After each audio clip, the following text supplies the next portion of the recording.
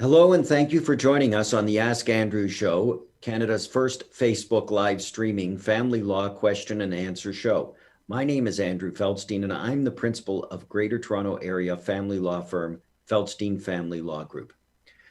We practice throughout the GTA with offices in Oakville, Markham, Vaughan, and Mississauga, and both myself and the entire firm practice exclusively in the area of family law. Today, we are joined by our special guest, Mitchell Ornstein. Mitchell is the principal at Ornstein Valuation Ltd, and Ornstein Valuations provides business and intellectual property valuations, securities valuations, and forensic accounting services. The company specializes in assisting their clients with business acquisitions, family law matters, financial reporting, and taxation valuation issues. As an experienced valuator, Mitchell has been quoted in the Investment Executive magazine and has partnered with the University of Toronto to develop a new course on business valuations. He is also involved with CPA Ontario Annual Tax Clinic, which organizes free accounting services for low-income individuals. Mitchell is here today, and thank you for joining us. Thank you for having me. I appreciate the opportunity to speak to your listeners and viewers. So although you do a few different areas of valuation, since this is a family law show, I'm going to obviously focus on the family law issues. And what type of work do you usually do as it would pertain to a family law matter? So the work that I do for family law usually relates to one of two areas, valuation of property at the date of separation, and also determination of one's income for purposes of support. Okay. Now, I know one of the most frustrating things for clients are legal fees. And then there's something that goes hand in hand with that, which is I have a client and I tell them we need to now hire a valuator because your fees are probably similar to our fees. Do you find that clients have a reluctance in retaining somebody like you or your firm to do the kind of work that you need to do? Sometimes that can be the case, but unlike a lawyer who is, I would describe as absolutely essential to the process, valuators are not, depending on the circumstances. There is no law that says you must hire a valuator or that you must hire a CBV. Clients are required to value their assets and assess their own income, but whether or not they decide to hire a valuator to do so is a cost-benefit decision. So every file that I approach is with that in mind. So if I see a business that, if you look at the retained earnings on the balance sheet, is going to come up with some number, and I know based on my experience that I could spend $10,000 valuing this business, and I'm going to come, in the same range of that retained earnings, I might recommend, don't hire me on this case. I'm happy to provide some help here and there, but you're best off just relying on the financial statement rather than doing a full-blown valuation, because you're not going to add value in the process. And so it's interesting what you're saying there, because one of the philosophical disagreements I've had with other lawyers is some lawyers with a knee-jerk reaction will say somebody is self-employed, ergo there needs to be a business valuation. And what you're saying is that's not true. And I quite frankly agree with you. I think of the best example is an independent contractor who has one contract, and somebody says, well, we need that business valued. And I will look, if I see them in person, I'll look at them and say, are you being ridiculous? Because what valuation is needed? It's the retained earnings. There may be an argument about the notional disposition cost of the taxes that we can jointly hire somebody to figure out.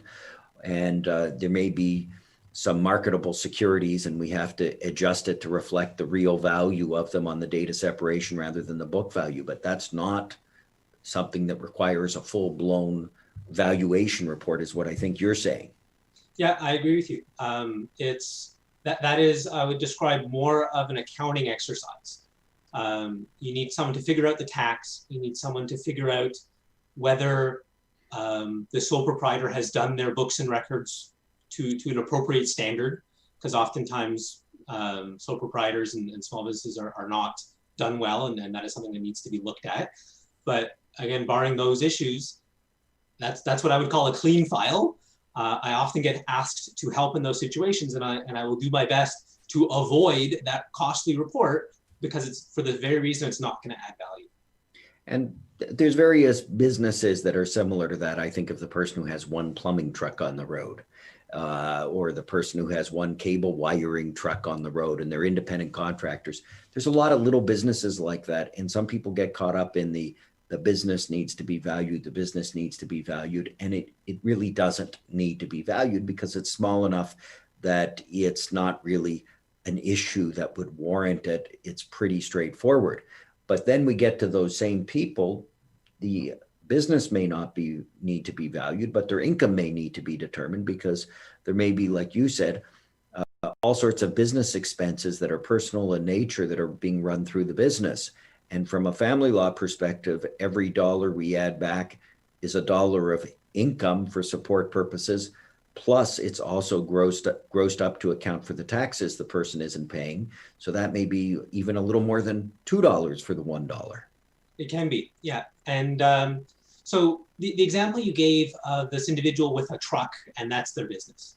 I'd say it's fairly obvious on its face that no one is going to pay this individual any significant amount of money for their business beyond the value of that truck.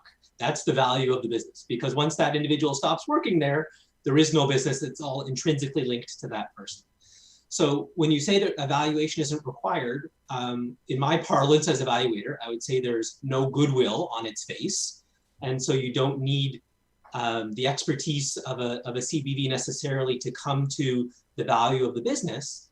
The only time I would say that we really need to put a lot of work in there is if there are significant assets within that corporation, which may be marketable securities or real estate or other things. And if that adds to the complexity and the dollars involved make it justifiable, then you would consider doing evaluation, which would largely focus just on the tax issues. With respect to income, you're absolutely right. It is the case that some individuals will be tempted to write off personal or discretionary expenses in their business that if CRA took a really hard look at would not be accepted. But just because CRA happens to accept something, that doesn't in any way force the family law procedure to accept the same ruling as CRA. And so when it is the case that people are putting these personal expenses through, evaluator can come in, take a hard look at the expenses, ask for some supporting documents where it's appropriate to do so, and come up with a true income for this person that is inclusive of not just what they're reporting, also the personal expenses that the business is paying on their behalf, and this tax gross up, which you've alluded to. And that tax gross up is an adjustment to get to some equivalent number such that if the business is paying for $100 of my expenses, how much do I have to earn on a T4, pay tax on that number, and be left with the $100 that the business is paying for me? And that's where you really see this 2-for-1 sometimes bump up of every dollar that the business is paying for, my income just shot up by $2. And that can come as a surprise to me. Well, one of the things I say to my clients on that particular issue is, especially if it's a newer business, is to be completely forthcoming with CRA. Don't write off any personal expenses. Have none of them. Because the problem when you're playing those games is really simple. If you face the gross up that we just discussed, you're going to share in the benefit of what you're doing with your former spouse, but you're taking on 100% of the risk of getting audited by CRA and paying the penalties and damages for that. So I think when people are going through a family law proceeding, it's really incumbent on them to want to have as clean a set of books as possible. If it's a new company, great. Even if it's not, and because usually you have 6 months to do your year end on the completion of the year, and I'll tell my clients, do your books clean as clean can be. Don't play any games because you don't want to be involved in that gross up that we just discussed for that very simple reason. And I think to me that makes sense. I don't know if you agree with me on that.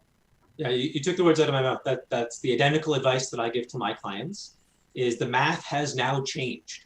When it was just between you, CRA, and God, and you wanted to play games, you got to enjoy all the benefits, where you as a family unit, and all the risks were shared by the same people enjoying the benefits. So if you're in judgment, you want it to be a little bit aggressive in what you're writing off, fine.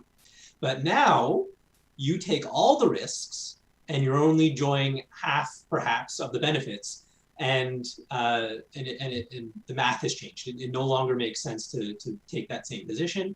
And notwithstanding that, even if you are poised to be left with some advantage through doing so, you're likely to give much of that back in fees to accountants and lawyers who are going to be fighting about all your personal expenses for purposes of your support obligation. So I agree with you completely. It makes absolutely no sense to try and be aggressive on your taxes when you're in the midst of a support obligation. And the other problem we run into is a really common one, is now you're worried you're going through litigation with your former spouse. And if you have a trial or a motion where a judge sits there and does the reasons on their computer, there's a pretty good chance those reasons may be reported on Westlaw or Canley or LexisNexis, and that means it's now in the public domain, and CRA may read it. And if CRA reads it, you may be facing an audit because you did that. And even just that fear alone creates a concern of being able to litigate your matter. And the irony, I sometimes have discussions with other lawyers and some corporate commercial lawyers that are friends of mine, and I say to them that if you think your client's going into an industry that they're not going to be forthcoming with their income, or they're going to be aggressive on their expenses. I mean, easy one that comes to mind is the general contractor that does basements and things like that. I tell them the best thing they can do is make their wife a director of the company alongside them. And some people will do it. And if you make the wife the director, now that former spouse has all the same risk that the owner of the business would have. And it's sort of ironic because the flip side of it is, I think of it as a business owner, the last person I'd want as a director or a partner in my business is my former spouse. So for example, when I went through my divorce, I was thrilled my ex-wife wasn't my partner and didn't own the shares of my real estate, because I wouldn't want her coming in and saying, well, I'm taking this office next to yours because we don't have a lease. Mm-hmm. So there's downsides to it. But if you're in that kind of business, you may want to think about making your spouse, well, if they're your spouse, the co-director of the business. And that way it's a mutual path to destruction rather than just one person's path to destruction. I don't know what you think about that, Mitchell. I've heard that strategy and I've seen it used. It has some merit for sure, but I caution against thinking of it as the silver bullet, because an argument is often made that, you know, I signed what my spouse asked me to sign. I didn't understand it. He or she made all the decisions, and oftentimes that's viewed sympathetically by judges and by CRA. But it certainly adds mud into the water to further arguments as to not wanting to make it a public exhibit as to what's going on, because the liability is ultimately going to be shared. That's right. And that to me becomes a very important issue now. How often, we've been talking about you as an expert, but how often do you get hired by both parties versus one party? Quite frequently. So I would say maybe somewhere between a quarter and a third of my files are joint retainers. And it helps when I have a good working relationship with the legal counsel on both sides, and they both trust me going in.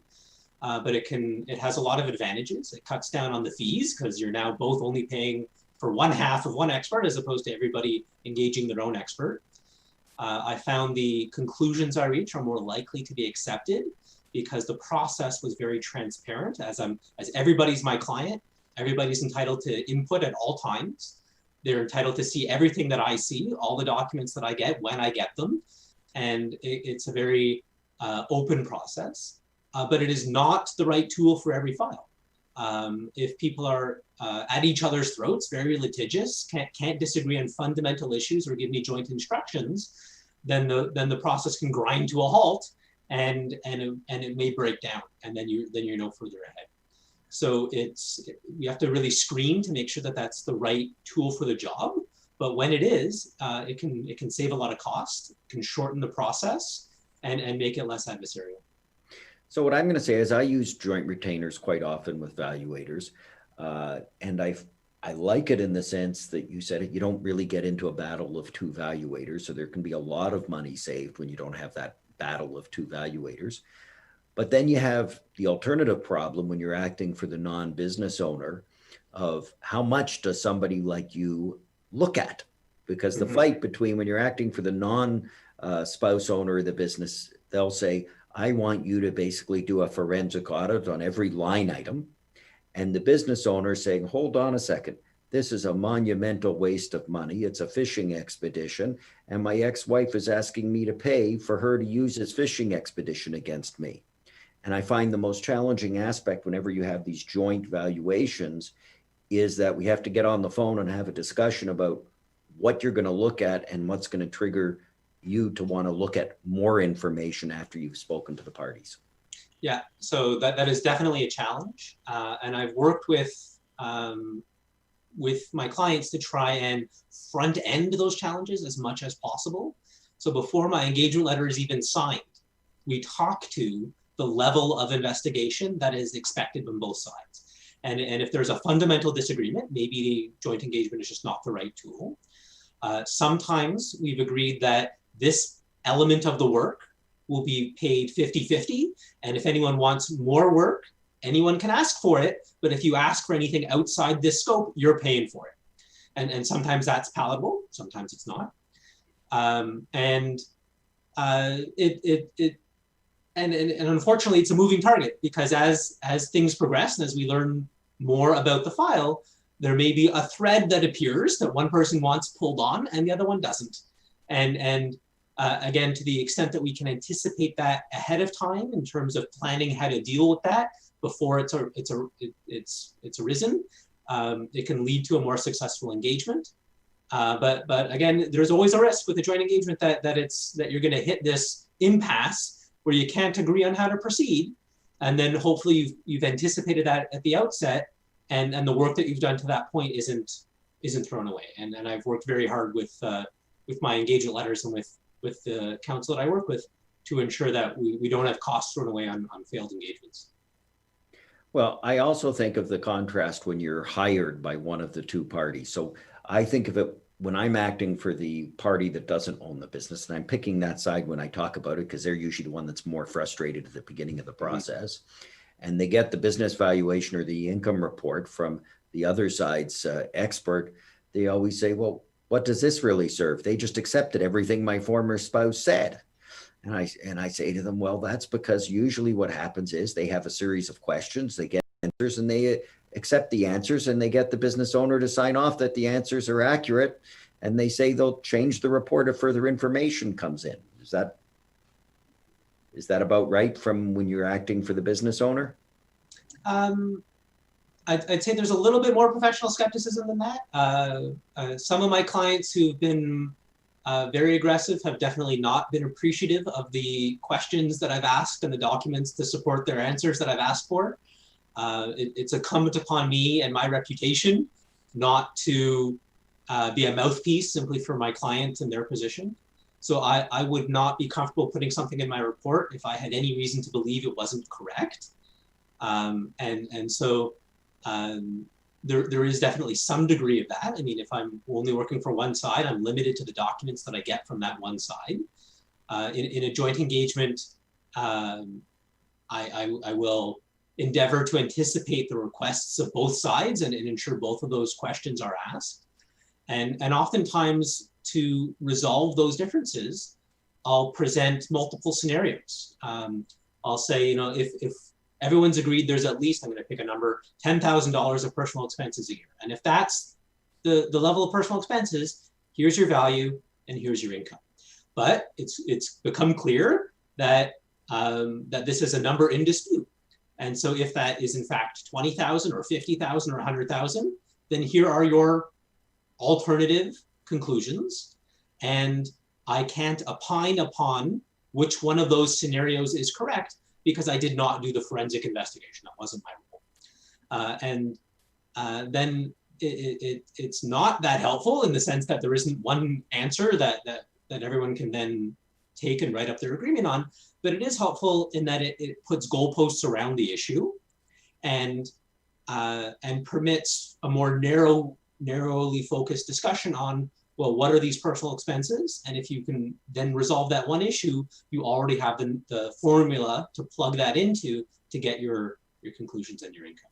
So we try and find a way to make it work, and at least limit the areas that are going to require ongoing work following the joint engagement. Okay, and then I look at it and I see the person who doesn't own the business and they get your report. Sounds like you may do a little more digging than some of your other colleagues do when they're acting for that party. But you get the report and it says, they wrote off a few personal expenses adding up to 10,000 to use your example. They do the gross up on it. And then I have the spouse who says, that's absolutely outrageous. We went out for dinner every Saturday night, lived it up. And he always wrote that off. And he wrote off the trips and he wrote off, I always remember one guy claiming his car was only used for business. And I said to him, but you have a Cadillac Escalade? Yes. And you have an Aston Martin Vantage? Yes. But both cars are only used for business because you need two cars like that. But he wrote 100% of those cars off. And I say that because then you sit there with the former spouse who doesn't own the business, who has some really good information, and they sit down with their own valuator. And that's when the disclosure requests really start coming out because they're digging, and usually they're pointed to where they're looking at things because they know where a lot of the games are played. And then you'll be faced with an expert's report that has the income, if it's an income issue, significantly higher than yours, maybe a different valuation because there might be certain assumptions, but I would think usually the goodwill is going to be pretty close on the multiplier. And when that happens, now you have these two different reports, and that's where the negotiations start taking place. And you may be in a position where you're going to say, well, that's where I may need to revise my numbers because now new information came to light. Is that a pretty fair way of saying things happen? Yeah, absolutely. There's a trend in family law now, and I'll use the phrase, but I don't like it, and I'll tell you, my wife especially doesn't like the phrase. It's called hot tubbing, and this is where two experts on opposing sides get together, compare notes, and try and figure out, well, why did I come in higher or lower than the other side? And we knock our heads together and compare what our assumptions are and compare what documents we were each given and try and narrow or eliminate the differences. And oftentimes it can be successful, especially if the reason for the differences is that one side wasn't given the information. And if I was denied access to certain information and then I get it, I should be very comfortable changing my opinion based on this new information, and generally I am. Some experts are more or less willing to budge off of their positions once they see this new information. And it's often very helpful to, even if you can't resolve and agree upon a number, the two experts can frame that difference and say, well, here is the one issue. And if you think the answer is A, we both agree the number is going to be X. And if you think the answer is B, then both experts agree the number is Y. And we don't know whether it's A or B, but if you lawyers and clients can figure it out, here's at least your numbers to deal with once you get that answer. And from a non-lawyer perspective, there can be significant savings in the cost, because if that's the case, then it means we don't need to have people like you coming to court to give evidence, writing further reports. And it's now down to being a legal issue that may be based on evidence that will be before a court. And that has a lot of help in terms of narrowing the cost. And then you may, like you have said earlier, establish goalposts of an issue, and that may lead to a compromise. And I know you said you don't like the term hot tubbing, but I can tell you that for years when I have two valuators on a file, I like to have the valuators talking with one another. My view is, I think I'm pretty good with numbers and understanding the issues, but why wouldn't I want you talking directly to the other person and seeing if you guys can narrow, you and the lady can narrow the issues or even reach a resolution, rather than you telling me what to say and another valuator tells that lawyer what to say. Then we have a discussion, go back to you, and then we go back to each other again. It's just a waste of money, monumental waste of money. So when two experts are on, I like the experts to talk. And in fact, sometimes when I see who the expert is on the other side, I know from talking to experts, sometimes who they're good friends with, and I'll pick their buddy to be against them, because I know the likelihood when they have that hot tubbing discussion, as you put it, of reaching resolution is probably higher than having a personal conflict where you get two evaluators that don't like one another very much. And then it can become a little personal. So I try to focus on that element where I can. I see that we have a question just came in, and it's a good one. How significantly has COVID disrupted business valuations? And I would also ask income reports as well. All right, so first, just to clarify a point, I'm very much in favor of hot tubbing. It's just the name of the exercise that I took issue with. As I had a very uncomfortable discussion at a party once when I was asked if I was hot tubbing with a female evaluator with my wife standing beside me. And I had some tap dancing to do to ensure that I didn't need your services, Andrew. I get that one. So how has COVID affected business valuations? It's been a real challenge because whenever you have this disruption, clearly values of businesses and incomes have been affected, but precisely how they've been affected is very unclear. It's not going to be until we have the benefit of hindsight, looking back, perhaps even a year from now, that we're going to be able to have a clean look at what the impact of COVID has been. And so if you tell me you need a value of your business as of July 31st, it's going to be a real challenge for me because I can't use my normal approach. I would love to look at comparable businesses that have sold recently and say, well, you know, the business down the street that was very similar to yours sold for X, therefore yours is going to be worth about X. That logic no longer works. Income in particular, when your business has been forced to shut down or your costs have spiraled as a result of new measures you've had to take place, your income has been dramatically affected. But how long is that going to last? What is the extent of those costs? Are the costs and reductions you're experiencing today going to be representative of what you're going to be experiencing 3 months from now? None of these things are clear. And so the questions people are asking are very good ones and they need answers to them, and they have very immediate impacts and ramifications. But the answers that I'm able to give are largely, we need to wait and see. And that's it's a very true and honest answer, but it's not as helpful as I would very much like to be to my clients when they're in need of more immediate responses to these issues. Well, we're almost out of time, but the thing that I wanted to say is when I'm representing right now a self-employed business owner, I'm telling them we can't settle their case right now. We may be able to deal with retroactive support up until December 31, 19, if we haven't had a deal on it, because we can figure out what their income was and what they should have paid during that period of time and do our debits and credits. But then starting in 2020, my advice to clients when they're self-employed is you just don't know. Even some T4 employees, just because you're an employee and you may be working today doesn't necessarily mean in the middle of COVID, you're going to be working tomorrow if there's another outbreak. So if you are going to make a deal, you need to have a mechanism in place to change what your support obligation is in the event of the world changing again very quickly and it impacting your income. And for a self-employed business owner, unless you're in the right fields that have gone through the roof, even then you might be saying, well, 2020 is an artificially good year. I picture the company that makes masks as an example. If you made N95 masks, this may be your best year ever. But by the same token, is 2021 and 2022 going to be the same? And you're going to be nervous about overpaying. The same way if you're in a business that provides services to kids after school, as an example, and you got shut down, or dentists that got shut down.